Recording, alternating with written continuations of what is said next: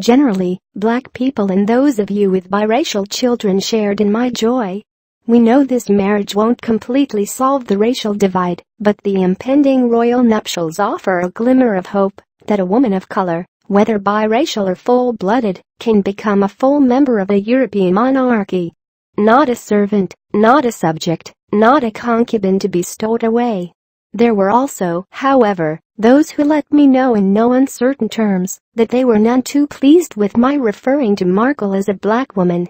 Why do black people refer to biracial people as black? Readers asked me in dozens of emails peppered with question marks and exclamation points.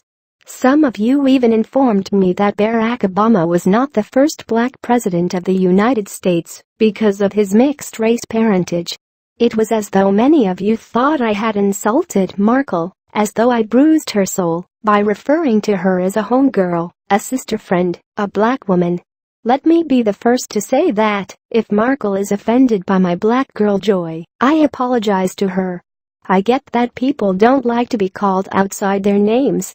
Yet I'm pretty sure that Markle, like many other biracial everyday folk and celebrities, Halle Berry, Colin Kaepernick, former President Obama, and even Tiger Cablinasian Woods, are well aware of their blackness because they experience life as a person color in America every day. For the record, the black experience is not only one of abject poverty or lack of education. There is an understanding that at any moment you could be shot by someone who doesn't value your humanity. So relax, referring to biracial folks as black is not pejorative.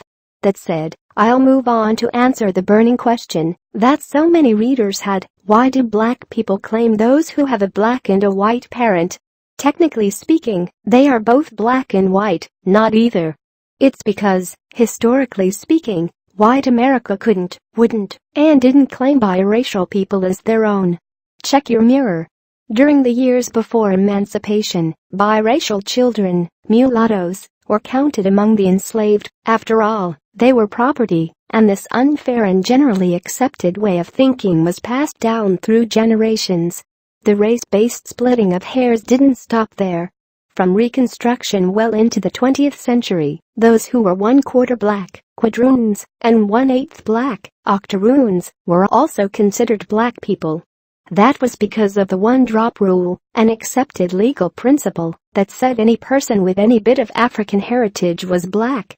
That is why those who were fair enough to pass into white society lived in fear of being caught. Black people didn't make this rule, but it ruled our lives. This is why skin tones in African American families range from the darkest of ebony to the milkiest of white. These mixed-race people are our mothers, fathers, brothers, sisters, lovers, and children. We've heard them talk about how hard it is to live in a black world, where many feel they don't fit in entirely, and in a white world that is loath to acknowledge their very existence. This doesn't mean biracial folks weren't a part of white families. It was just that, if a baby had a touch of tar brush, it was a closely guarded secret.